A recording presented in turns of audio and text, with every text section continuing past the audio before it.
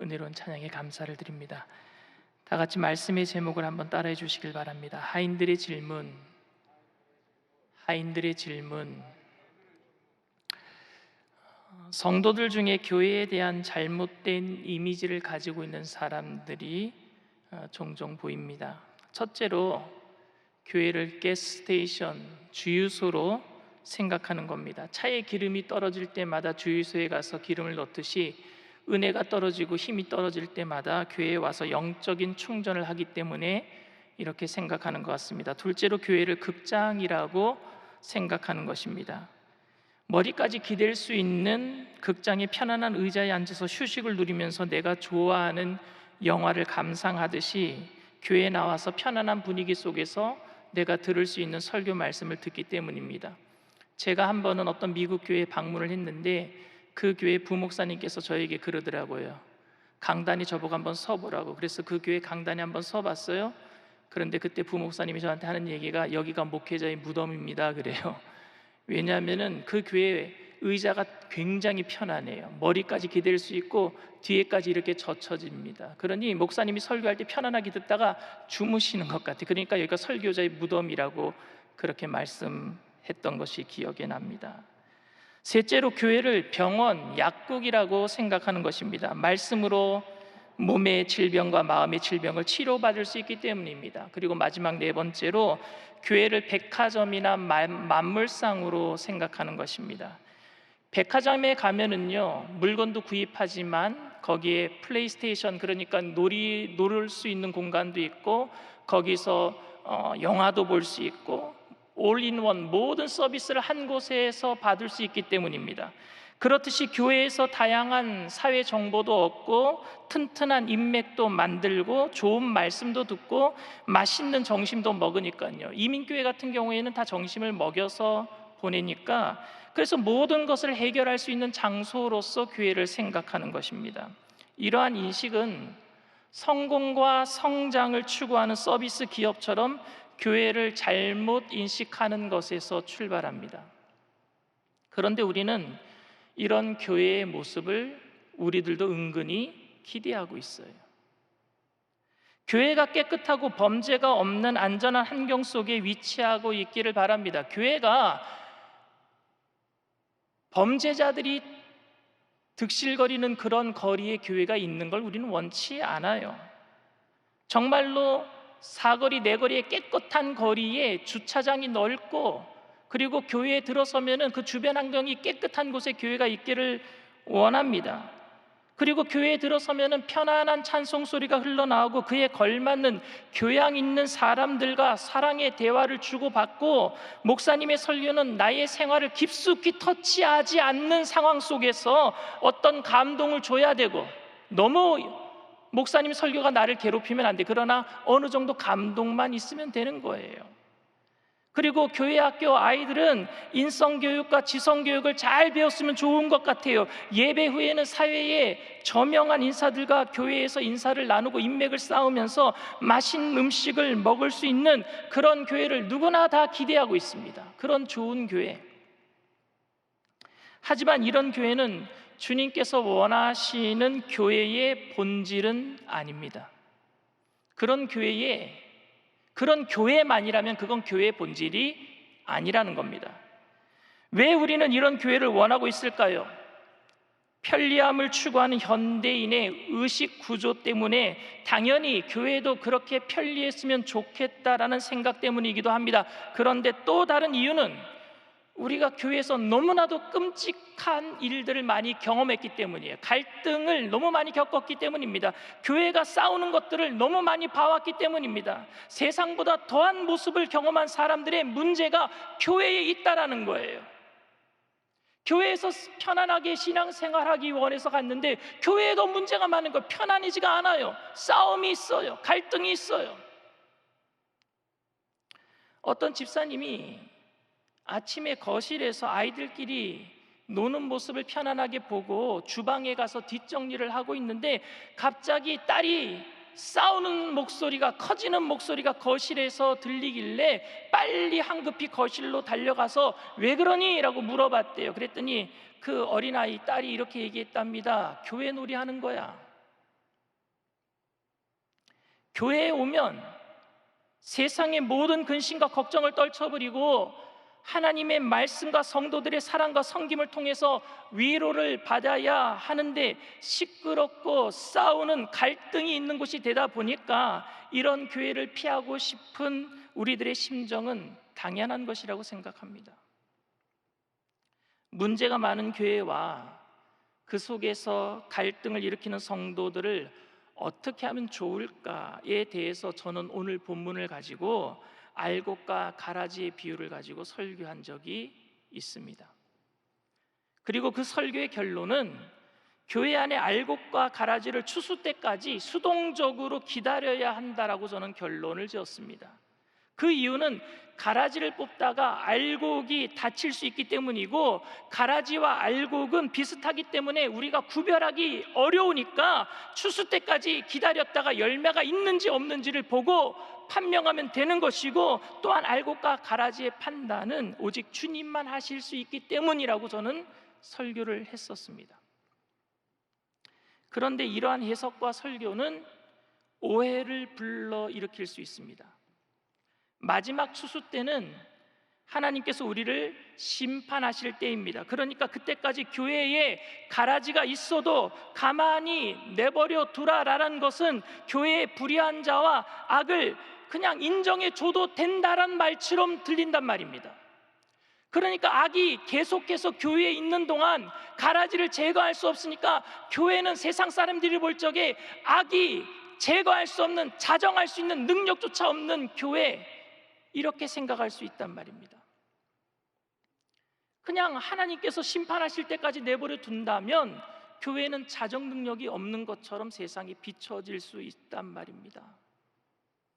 가라지를 그만두어라는 것은 교회에 불의한 일이 벌어지고 악한 일들이 자행되어도 적당히 가자는 말이 절대 아닙니다. 좋은 게 좋은 거니까, 주님께서 치리하실 것이니까 그냥 가자 적당히 가자란 말이 절대 아닙니다. 혹시 무르익지 않은 알곡들이 다칠까봐 세속적이고 정욕적인 세상의 것들을 내버려 두자라는 이야기는 절대 아닙니다. 이 비유에 대한 또 다른 잘못된 해석은 교회에서 알곡과 가라지에 대한 정의를 잘못 내리고 있다는 것입니다. 여러분, 알곡은 누구고 가라지는 누구입니까? 그동안 교회는요, 헌금 생활 잘하고 교회에 순종하는 성도를 알곡이라고 표현해 왔습니다. 그리고 교회에 대항하고 매사에 교회 하는 일에 이의를 제기하고 부정적으로 얘기하는 사람들을 가라지라고 생각하게 되었습니다. 그래도 교회는 그런 가라지와 같은 성도들이 언젠가는 변화될 것을 믿고 품어야 된다라고 가르쳐 왔고, 그렇게 품는 성도들과 그렇게 품는 목회자는 인격적으로 대단한 거룩한 사람이라고 서로들 그렇게 평가해 왔습니다. 그러나 오늘 본문 이야기에서는 알곡과 가라지가 그런 성도들을 이야기하는 것이 절대 아닙니다. 오늘 말씀은 문제 많은 교인을 어떻게 하라는 본문의 말씀이 아닙니다. 오늘 말씀은 교회 안의 성도를 어떻게 하라는 말씀이 아니라 세상을 향한 교회에 대한 사명과 마음가짐에 대한 말씀입니다. 오늘 본문이 들어있는 마태복음 13장은요, 예수님께서 천국에 대한 비유를 스트레이트로 연속적으로 세 가지 이야기를 하십니다. 첫 번째가 마태복음 13장 1절에서 23절에 있는 씨 뿌리는 자의 비유고, 두 번째 비유가 오늘 본문인 마태복음 13장 24절에서 30절의 알곡과 가라지의 비유이고, 세 번째 비유가 31절에서 32절까지 있는 겨자씨의 비유예요. 이 세 비유는요, 공통된 주제를 가지고 있습니다. 첫 번째 비유는 뭡니까? 씨 뿌리는 자의 비유인데, 길가, 돌, 가시덤불, 옥토라는 네 가지 밭이 있대요. 그 네 가지 밭은 나는 옥토고 저 사람은 길가고 저 사람은 가시덤불이고 저 사람은 돌밭이고가 아니라 내 안에 그 밭이 다 있는 거예요. 처음에는 길가 갔다가 두 번째는 돌밭으로 발전했다가 세 번째는 가시덤불 갔다가 네 번째는 옥토로 변화되는, 점진적으로 우리의 마음이 옥토처럼 변화되는 과정을 얘기하고 있는 거예요. 그러니까 천국은 성장해 나간다는 거예요. 내 안에 천국이 들어오면 처음에는 길가처럼 듣자마자 그 말씀의 씨앗을 잊어버리지만, 두 번째는 돌밭처럼 뿌리를 내리지만 그 뿌리를 내리다가 금방 기운이 말라지는 것 같지만, 세 번째는 뿌리를 내리지만 가시덤불 때문에 영양분을 빼앗긴 것 같지만, 네 번째는 옥토가 되어서 결국엔 열매 맺는 천국이 성장하는 과정을 얘기하고 있는 거예요. 세 번째 비유는 뭡니까? 겨자씨의 비유는 뭡니까? 작은 씨앗이 떨어지지만 그 씨앗이 큰 나무가 되어서 성장해서 모든 동식물들이 깃들 수 있는 그런 안식처가 될 수 있는 성장을 얘기하고 있는 거예요. 그런 의미에서 둘째 비유도 천국의 성장을 얘기하고 있는 겁니다. 천국의 성장 말입니다. 발전하는 것. 그런 맥락에서 오늘 두 번째 비유를 여러분들 한번 들여다보시길 바랍니다. 24절 말씀이에요. 예수께서 그들 앞에 또 비유를 들어 이르시되 천국은 좋은 씨를 제 밭에 뿌린 사람과 같으니 그랬어요. 24절에서 예수님께서는 천국은 좋은 씨를 제 밭에 뿌린 사람 같다라고 말씀하시면서 이 비유는 천국에 관한 말씀이라고 이야기를 먼저 전제 조건으로 기본적으로 알려주고 계십니다. 예수님께서는 이 비유를 설명하시면서 씨 뿌리는 자의 비유를 통해서 예수님은 바로 씨 뿌리는 자고 밭은 이 세상이고 원수가 바로 마귀라고 얘기하고 있습니다. 37절 말씀이에요. 대답하여 이르시되 좋은 씨를 뿌리는 이는 인자요 밭은 세상이요 좋은 씨는 천국의 아들들이요 가라지는 악한 자의 아들들이요 가라지를 뿌리는 원수는 마귀요 추수 때는 세상 끝이요 추수꾼은 천사들이니. 그러니까 이 비유는 교회 안에 성도들 중에 알곡과 가라지가 있다는 것이 아니라 세상 속에 알곡과 가라지가 섞여 있다는 얘기입니다. 주인의 밭, 원래 예수님의 밭, 하나님의 밭은 이 세상이었어요. 이 세상에 주님께서는 좋은 씨를 뿌려놨습니다. 그런데 원수가 가라지를 덧뿌리고 간 것입니다. 이에 하인들이 두 가지 질문을 주인에게 하고 있습니다. 첫 번째 질문이 밭에 좋은 씨만 뿌렸는데 어디서 가라지가 생겼습니까? 라는 거예요. 어디서 가라지가 생겼습니까? 하나님께서 선만 창조하셨는데 어떻게 이 세상에 악이 존재할 수 있습니까? 라는 질문입니다. 두 번째 질문은 우리가 그냥 뽑아버릴까요? 우리가 그냥 끝장내버릴까요? 라는 것입니다. 이 질문은 예수님의 제자들이 하고 싶은 질문이었고 오늘날 예수님을 믿고 있는 우리들이 하고 싶은 질문입니다. 예수님이 이 세상에 오셨는데, 메시아가 이 땅에 오셨는데, 하나님의 나라가 이미 임하였는데 왜 아직도 이 땅에 악과 고난이 남아 있습니까?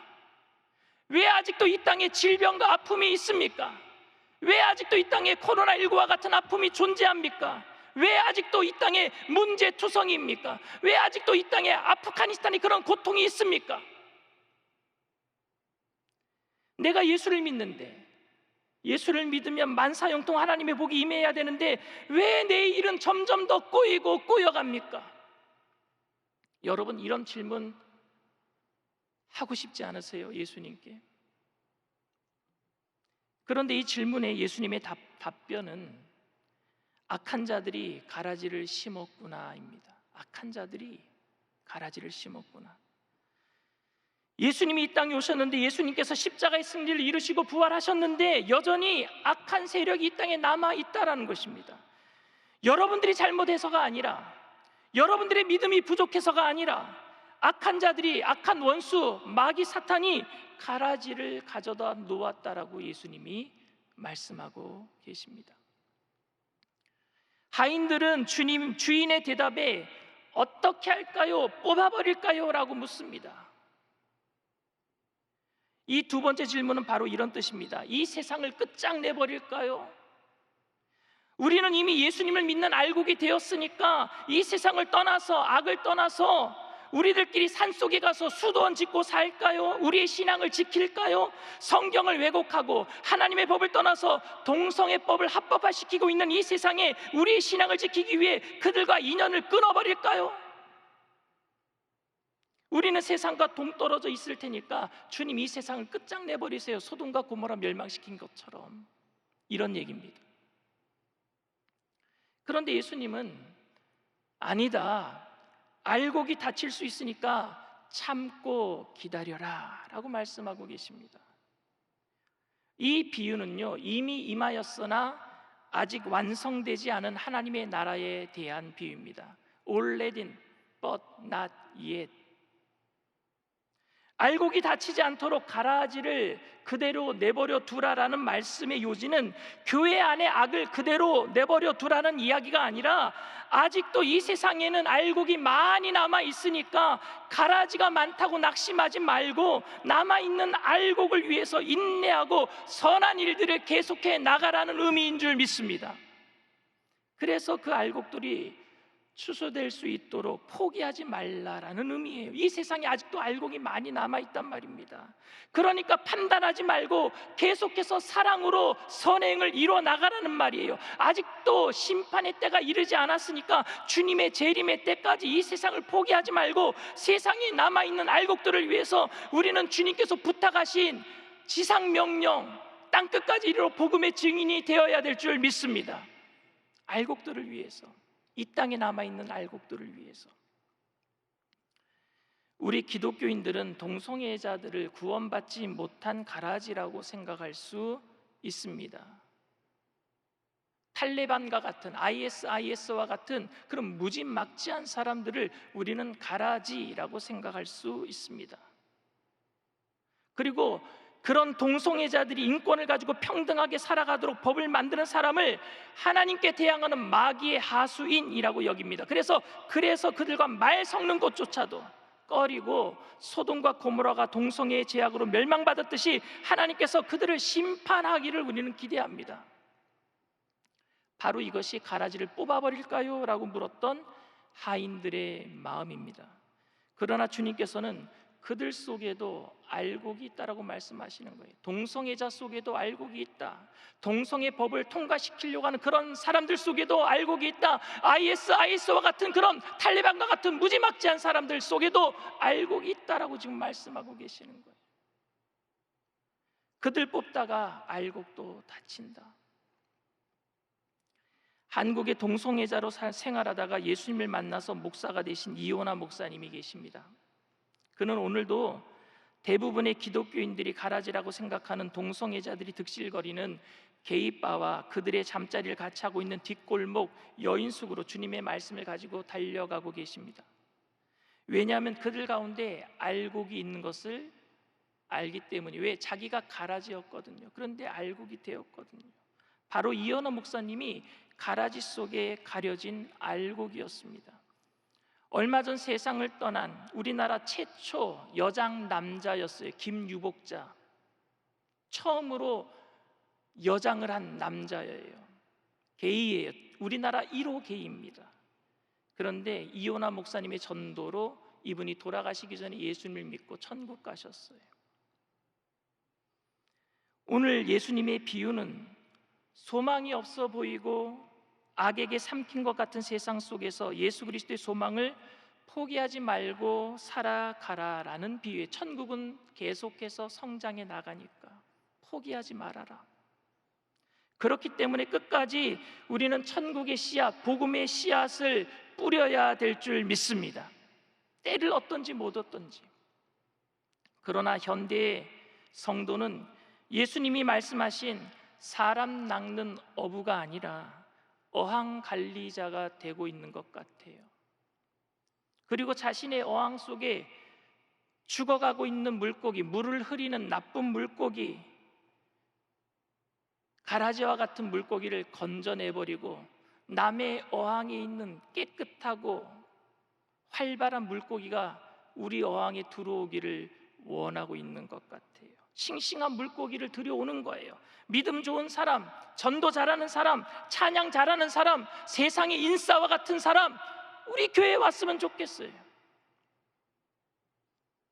세상에는 아직 알곡이 많이 남아있는데 그 알곡들이 다칠까봐 심판을 유보하고 계시는 예수님의 말씀은 이해하지 못하고 교회 안에 가라지와 같은 사람들만 나가기를 원하는 우리의 마음, 통탄할 일 아닙니까? 저 사람은 좀 나갔으면 좋겠어. 주님께서 걱정하는 것은 교회 안에 알곡과 같은 성도가 아니라 세상 속의 알곡들이란 말입니다. 아직도 구원받지 못한 하나님의 택한 백성들 말입니다. 이 비유는 내가 이 교회 안에서 마주쳐야 될 사람들에 관한 이야기가 아닙니다. 세상 속에 내가 마주쳐야 될 사람들을 향한 말씀입니다. 천국은 계속 성장해 나갈 거니까요. 주님의 마음이 느껴지지 않으십니까?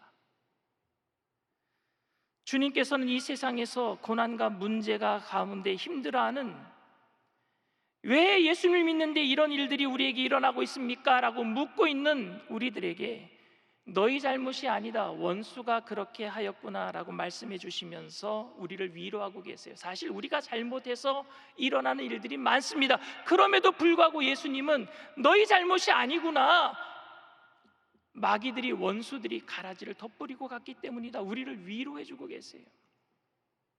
여러분들이 잘못해서 병에 걸려도 너희 탓이 아니야, 원수가 그렇게 하였구나 라고 말씀하고 계시는 거예요. 여러분들이 잘못해서 경제 상황이 나빠져 있다라고 말씀하시지 아니하고, 일이 그렇게 꼬인 것이라고 말씀하지 아니하시고, 원수가 그렇게 하였구나 라고 말씀하고 계세요. 아직도 마귀가 우리들을 공격하고 있습니다. 이때 모든 것을 포기하고 이제는 예수님 믿었으니 그냥 세상의 악을 끝장내 버리는 것이 어떤가요? 라고 우리는 주님께 질문할 수 있어요. 그러나 얽히고 설킨 문제 안에 우리의 문제도 파묻혀 있고, 그리고 그 얽히고 설킨 문제 안에 알곡과 같은 다시 교회에 나와야 될 사람들의 문제도 파묻혀 있는데, 그런 파묻혀 있는 곳에서 우리는 무엇을 발견해야 되느냐? 생명을 줘야 될 사람들을 발견해야 돼요. 생명이 필요한 사람들을 발견해야 돼요. 아무런 잘못이 없느냐, 네 잘못이 아니구나, 원수가 그렇게 하였구나 라는 말 때문에 나는 아무런 잘못이 없느냐, 의기양양해서 그냥 심판해 버리십시오라고 말하지는 않고 있습니까? 여러분, 오늘 우리 고난 가운데, 우리 문제 가운데 소망이 있는 줄 믿습니다. 왜? 그 문제 안에 해답이 있어요. 해답을 풀어낼, 생명을 전해줄 알곡이 있단 말입니다. 그리고 문제가 많은 이 세상 가운데 분명히 알곡이 있는 우리들이 그 사람들을 발견할 때에 우리가 기쁨과 소망으로 예수 그리스도의 사랑을 전하게 될 줄 믿습니다. 그런 가운데 우리의 문제는 저절로 해결되게 될 거예요. 여러분들의 고난과 문제와 갈등 가운데 끝까지 소망의 끈을 놓지 않게 되기를 바랍니다. 주님의 사랑을 가지고 천국은 성장해 나가니까 그 뜻을 우리가 밝게 깨달아 알았기 때문에 힘들수록 우리는 주님의 말씀을 가지고 세상으로 나가야 될 줄 믿습니다. 교회에 갈등하는 사람들과 더 갈등을 일으키지 마시고, 교회 바깥에 주님께서 예정하신 알곡들을 향해서 우리가 나가야 될 것입니다. 그러면 교회 안의 문제는 저절로 해결될 거예요. 세상 속에 아직도 주님의 알곡이 있음을 알고 예수님의 사랑을 가지고 땅끝까지 복음의 증인의 삶을 사시는 저와 여러분들 다 되시기를 주님의 이름으로 축원을 드립니다. 이 시간 말씀을 생각하시면서 묵상으로 기도해 주시기를 바랍니다. 혹시 이 자리에 오늘 처음으로 예배 자리에 나오신 분들 계십니까? 온라인상에 TV로 예배를 드리시는 분들 중에 그 자리에 처음으로 예배 자리에 참석하신 분들 계십니까? 여러분들은 다 알곡이에요. 그렇기 때문에 주님께서 부르지 아니하시면 아버지께로 올 자가 아무도 없다고 했는데 오늘 주님께서 불러주셨기 때문에 이 자리에 나오게 된 줄 믿습니다. 이제는 여러분 힘으로 살지 마시고 그 영원한 생명을 가지고 주님의 힘으로 살게 되기를 바랍니다. 주님께서 여러분들을 세상 끝날까지 책임져 주실 겁니다. 이 세상은 점점 힘들어지고 그리고 점점 일이 꼬이는 것 같은 혼란한 상황들이 벌어지고 있는데, 그런 속에서 우리가 중심을 잡을 수 있는 것은 내 힘이 아닌 예수님 때문입니다. 오늘 여러분들이 예수님을 구주로 모셔드릴 때에 여러분들의 삶 가운데 기쁨과 평강 그리고 자유함이 임하게 될 줄 믿습니다. 혹시 믿다가 교회를 떠났다가 다시 주님 앞에 나오신 분들도 함께 저의 기도를 따라해 주시기를 바랍니다. 하나님 아버지, 저는 죄인입니다. 어디에서 와서 왜 살며 어디로 가는지 알지 못하고 방황하며 살았습니다. 저의 죄를 위하여 십자가에서 죽으시고 부활하신 예수님을 제 구주로 모셔드립니다. 저는 하나님의 자녀가 되었습니다. 지금부터 영원토록 주님과 함께 살겠습니다. 예수님의 이름으로 기도드립니다. 아멘. 할렐루야. 진심으로 여러분들을 환영합니다. 이 시간 찬양하시고 우리가 통성으로 함께 기도하겠습니다.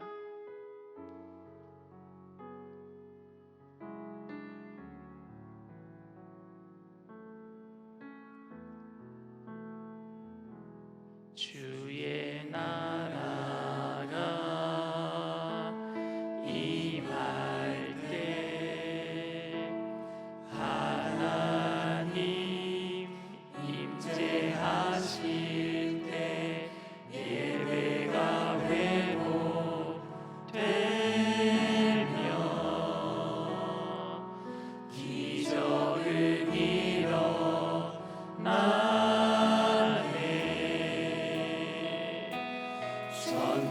전능하신 주 영원하신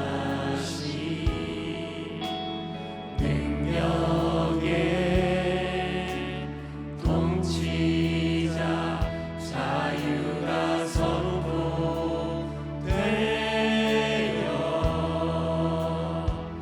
주 백성 돌아오네.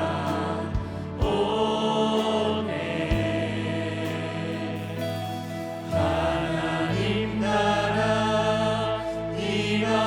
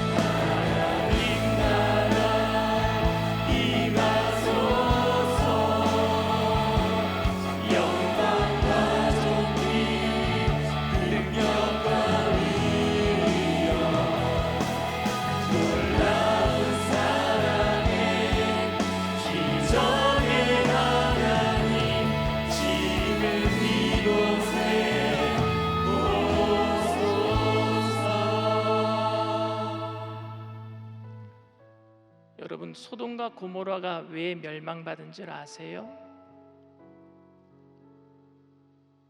동성애 때문에 멸망받은 게 아니에요. 소돔과 고모라 멸망은 의인 10명이 없어서 멸망받은 거예요. 아브라함에게 의인 10명만 있으면 멸망하지 않겠다 그러셨어요. 여러분, 동성애 죄도 죄지만 우리가 마음으로 음란하게 품은 죄도 죄고요, 형제를 미워하는 것도 살인죄고, 죄는 주님 앞에 다 똑같습니다. 먼저 우리가 의인으로 바로 서야 될 줄 믿습니다. 우리가 의인으로 서야 돼요. 주님, 우리를 성령으로 충만케 하여 주시옵소서. 이 땅의 모든 죄인을 용서하시고 그 죄인들 가운데 알곡을 찾으시는 예수님의 마음을 품게 하여 주시옵소서. 특별히 탈레반 정권에 힘들어 죽어가고 있는 그 영혼들 가운데서도 알곡을 찾으시는데, 이런 혼란 속에서도 주님, 그들에게 긍휼의 눈빛을 비추시는 그리스도의 마음을 품고 우리가 기도할 때 그곳에도 기적이 일어나게 하여 주시옵소서. 이 땅에 죽어가는 많은 영혼들 속에, 특별히 북한에 살고 있는 그 공산정권 안에도 모든 주님의 알곡들이 구원받을 수 있도록 우리가 주님, 한국교회가 의인으로 서게 하여 주시옵소서. 성령님의 시간 임하여 주시옵소서. 우리 주님 세 번 부르고 통성으로 간절히 기도합니다. 주여, 주여, 주여.